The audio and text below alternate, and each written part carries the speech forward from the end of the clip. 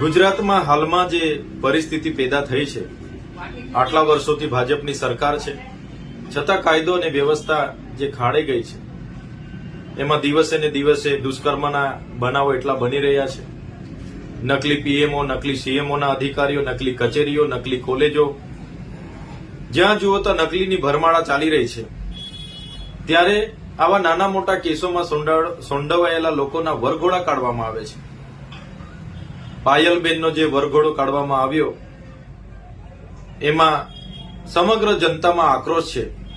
ત્યારે પોતે લાજવાની જગ્યાએ ગાજનારી આ ગુજરાતની ભાજપની સરકાર, એમની પોલીસ જ્યારે આ દીકરીને ન્યાય નથી અપાવી શકતા, ત્યારે અમારા સાથી ગોપાલભાઈ ઇટાલિયાએ આજે જાહેર મંચ પરથી પોતાની વ્યથા ઠાલવીને પોતાના અંદરમાં રહેલો આક્રોશ એમણે ઠાલવ્યો છે.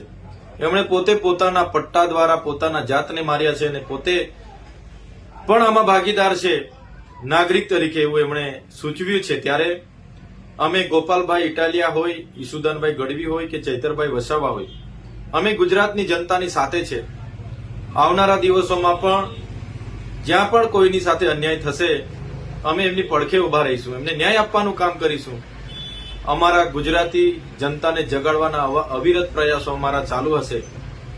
ગુજરાતના તમામ વર્ગના લોકોને, એ પ્રશાસનમાં બેઠેલા લોકો કે બીજા લોકો દ્વારા જ્યાં પણ અન્યાય થશે ત્યાં આમ આદમી પાર્ટીનો તમામ કાર્યકર ઉભો હશે અને ગુજરાતની જનતાને જગાડીશું.